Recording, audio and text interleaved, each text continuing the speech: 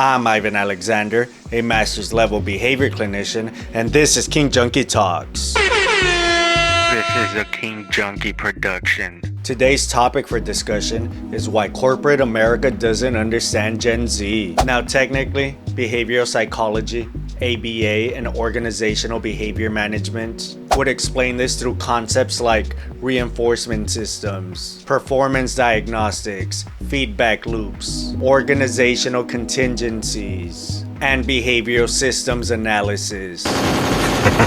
But nobody clicked on this video for that. And as soon as I said that, half of you heard those words and immediately opened another tab. So let's keep it simple. If you guys want me to do a deeper dive into the jargon, let me know in the comments. Because today we're talking about something everybody seems to have an opinion on. Corporate America thinks Gen Z is lazy. Gen Z thinks corporate America is a scam. And the funny thing is, both sides think they're right. I know you've heard it before. Employers say, nobody wants to work anymore. Meanwhile, Gen Z is sitting there thinking, nobody wants to pay anymore. And before the comment section turns into a cage match, let's take a look from a behavioral psychology perspective. This is a King Junkie production. Because one thing I've learned after working in homes, schools, clinics, and studying organizational behavior is this. The setting changes, human behavior doesn't. New York City, you listen to me. If you're near a convenience store right now, any type of 24-hour store, go into the store right now and put your hand in the cash register for no reason. Their money is your money, as of right now. People adapt to the environment they're given, not the environment you wish existed. The environment that actually exists, that's where I think both sides are missing each other. Now, I could be wrong. Maybe every corporation genuinely cares about your well-being. Maybe every employee is giving 100%. And maybe every LinkedIn post is written by a real human being.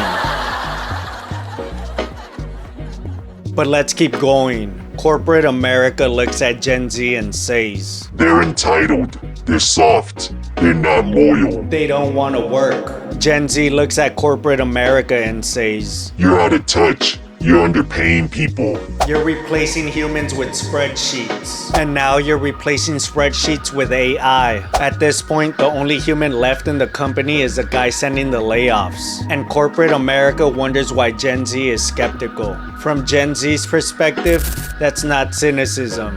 That's pattern recognition. Behavioral psychology looks at both sides and asks a different question. Before we dive in, hit subscribe. You'll learn how to level up and live like the top 1%.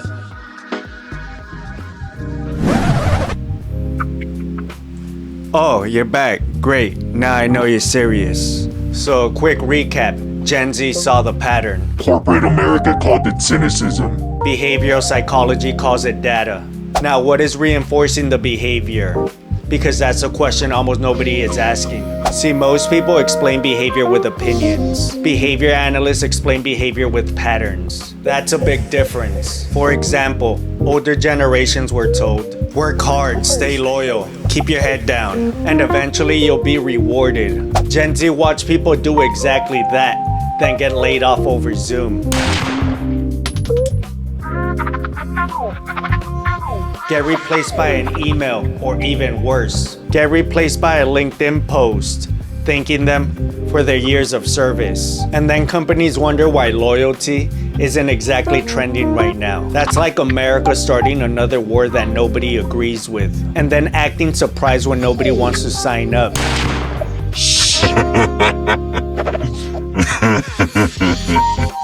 At some point, people stop believing the message and start paying attention to the pattern. And from a behavioral perspective, that's not surprising. That's predictable.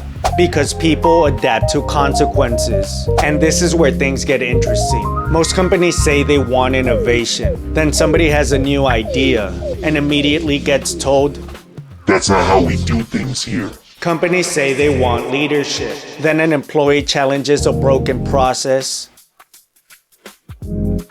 and gets labeled difficult. Companies say they want accountability until accountability starts pointing upward. Then suddenly everyone wants to circle back next quarter. A lot of organizations say one thing and reinforce another. And behavioral psychology teaches us something important. People don't do what you expect. People do what the system rewards. That's why the hardest worker often gets more work. The average worker gets average work. And the guy who spends 6 hours a day posting about leadership on LinkedIn Is apparently the future of leadership. Bruh. Behavioral psychology has a term for this. Reinforcement. Now, before everybody gets offended, I'm sure there are plenty of great leaders posting on LinkedIn. But let's be honest, if leadership was measured by inspirational posts, we'd all be billionaires by now. People adapt to whatever gets rewarded, not what gets preached. What gets reinforced. And this is where the real disconnect begins. Corporate America keeps asking. Why don't they care? Gen Z keeps asking. What have you done for me lately? And honestly, both questions make sense because both groups are responding to different experiences. One generation was rewarded for loyalty. The other watched loyalty get downsized. One generation saw home ownership become achievable. The other generation sees a starter home listed for the price of a small nation. One generation climbed the ladder. The other generation is trying to figure out if the ladder is connected to anything anymore. And here's my favorite part. A lot of workplaces are basically high school with payroll. The same cliques, the same politics, the same popularity contest, the same people that pretend they know what's going on. The only difference now is everybody has a LinkedIn and mission statement. Which brings us to something we talk about all the time in behavioral psychology. Most people are looking at the performer. Very few people are looking at the environment. Behavior analysts don't immediately ask, What's wrong with this person? we ask, What is the environment reinforcing? because if the environment rewards disengagement, you'll get disengagement. If it rewards silence, you'll get silence. If it rewards mediocrity, you'll get mediocrity. And if it punishes initiative, don't be surprised when nobody takes initiative. The behavior isn't random. It's functional. It's adaptive. This is a King Junkie production. It's responding to the environment. That's why I don't think the problem is Gen Z. And I don't think the problem is corporate America either. I think the problem is that both sides are explaining the behavior with opinions instead of analyzing the behavior with data. One side says lazy, the other side says toxic. And behavioral psychology says, let's look at the contingencies. Let's look at the incentives. Let's look at what is actually being reinforced. And King Junkie View says, Everybody relax. This is a King Junkie production. nobody knows what they're doing. Half the company is pretending to be busy. The other half is in a meeting about why nothing is getting done. So maybe before we blame a generation, we should check the system first.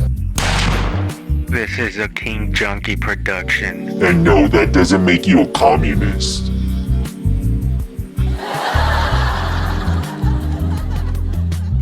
Because behavior follows patterns.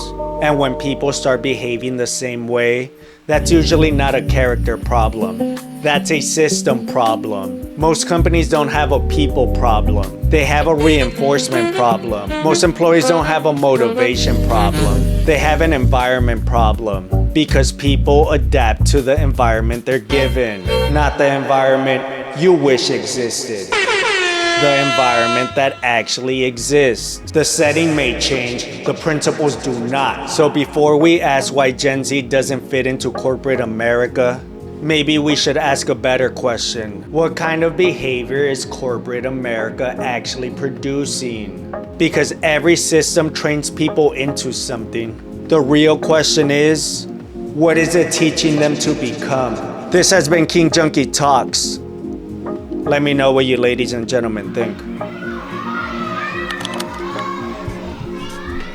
Most people never become themselves. You don't lose yourself overnight. You lose yourself one compromise at a time. One decision to fit in. One decision to play it safe. One decision to become who others expect you to be instead of who you know you could become. Then years go by. You wake up, work, pay bills, repeat. And then one day you realize you have spent so much time building a life that looks successful. You never stop to ask yourself, whose life are you actually living? If you're not subscribed to King Junkie View, you probably won't see us again.